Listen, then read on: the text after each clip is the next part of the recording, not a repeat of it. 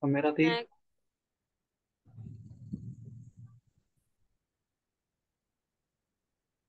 pengertian myeloid.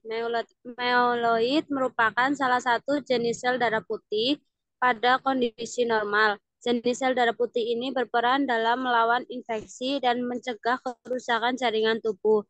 Pada LMA, sumsum tulang belakang menghasilkan mieloid yang belum matang secara berlebihan, sehingga tubuh rentan terkena infeksi.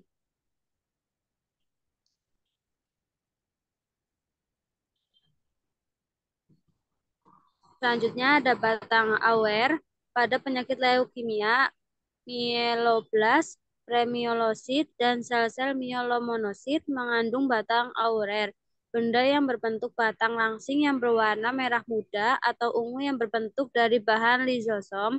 Batang aurer dipakai untuk membedakan leukemia granulositik akut dan leukemia limfositik.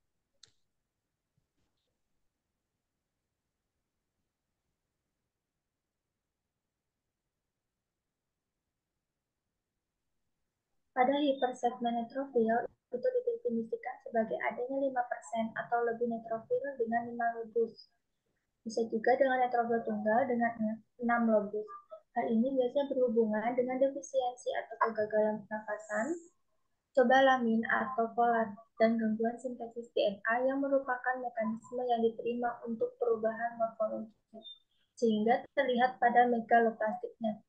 Pada penyebab lain dari HN ini, untuk terdaftar termasuk anemia mikrositik hipokromik, namun bukti mengenai hal ini terutama didasarkan pada sejumlah studi kasus yang terbatas di mana pasien yang mengalami komplikasi IDA karena defisiensi kobalamin atau folat yang hidup bersamaan.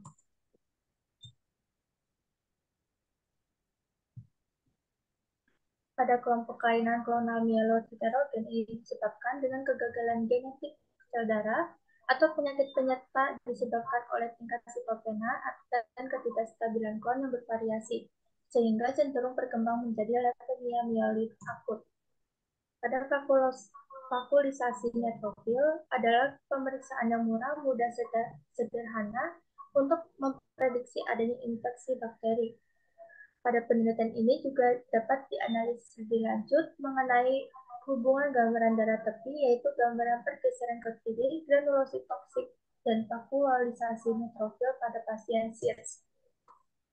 Pada gambaran yang ke kiri, pergeseran ke kiri dari hitungan jenis leukosit, ini ditunjukkan dengan adanya jumlah neutrofil batang atau ditemukannya metamilosit dan mielosit neutrofil pada preparat apus darah tepi secara manual mikroskopis.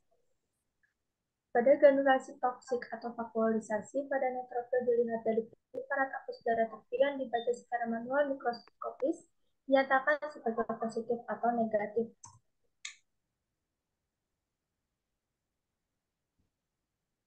Selanjutnya ada AML. Leukemia adalah kanker yang berasal dari sel-sel yang normalnya akan menjadi sel-sel darah. Salah satu jenis leukemia yang akan dibahas adalah leukemia mieloid akut.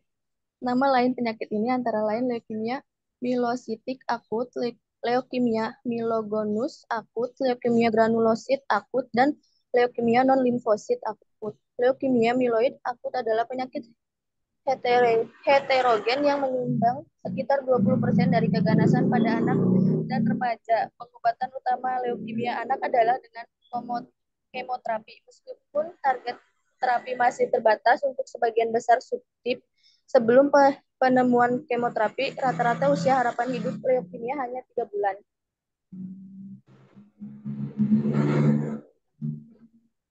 Untuk gejala umumnya itu adalah pucat, lelah, sesak nafas, dan juga beraktivitas. Dapat pula dijumpai dengan nyeri tulang atau sendi, pembengkakan abdomen, ruam kulit, gejala saraf pusat seperti kejang, muntah, muka kesemutan, penglihatan kabur.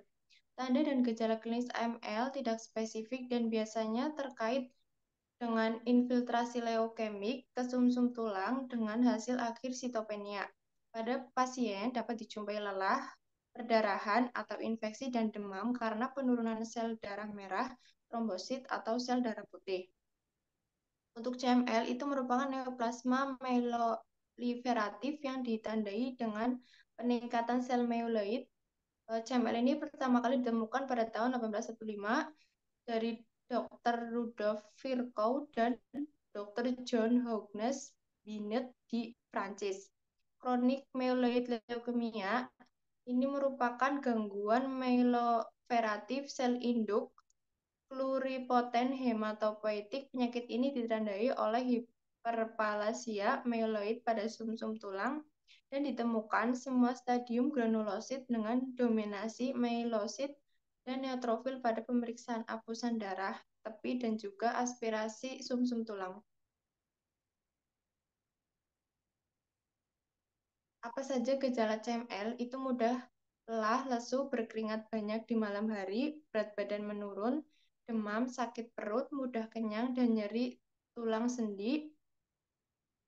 Pada CBC akan ditemukan peningkatan sel darah putih yang sangat tinggi, bahkan sampai 100 kali 109 per liter atau 1000 kali 109 per liter. Sering ditemukan penurunan sel darah merah dan trombosit atau peningkatan trombosit. Pada apusan darah akan ditemukan sel myeloid yang belum matang, seperti meoblas. Biopsi sumsum tulang akan menunjukkan hiperselularitas.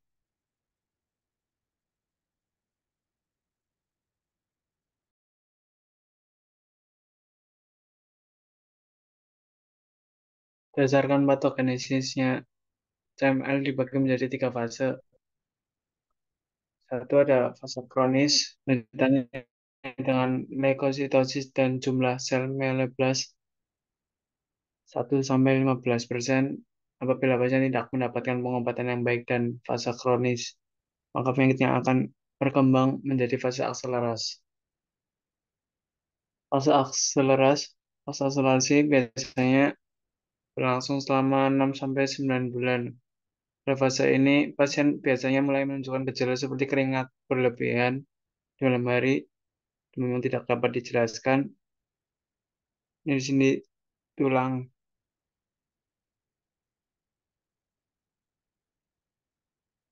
Frekuensi CML pada fase akselerasi dapat ditegakkan jika memenuhi salah satu kriteria berikut. Satu, sel blast sekitar 15-29%, basofil darah tepi lebih dari 20%, trombositopenia persisten mikroliter yang tidak berhubungan dengan terapi, trombositosis persisten lebih dari 1 juta mikroliter, bahkan setelah pengobatan yang memadai, peningkatan jumlah sel darah putih atau pembesaran limpa, bahkan setelah pengobatan yang memadai, kelainan kromosom tambahan.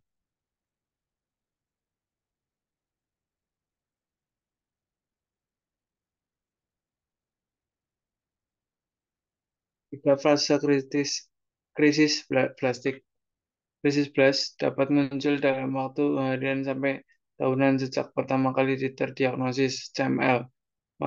Morfologi leukemia akut biasanya bentuk myeloblastik atau myelomonocytic. CML juga bisa berubah menjadi ALL pada 30% kasus krisis blast. Sel limfoid umumnya melihatkan ekspresi terminal deoksinukleotidil transferasi atau DDT. Serta umumnya merupakan galur sel B. Jarang terjadi perubahan ALL galur sel T. Beberapa kasus bahkan memperlihatkan fenotip bilineage, yaitu myeloid dan limfoid sekaligus. Pada kasus dengan transformasi ke ALL lebih jarang memiliki fase akselerasi intermedik serta memiliki gambaran klinis splenomegali yang tidak berat dan jarang terdapat basofilia, tetapi pada transformasi ALL memiliki lebih banyak infiltrasi blast, tetapi tanpa terapi TKI, rata remisi dan survival lebih baik pada kasus limfoid daripada myeloid.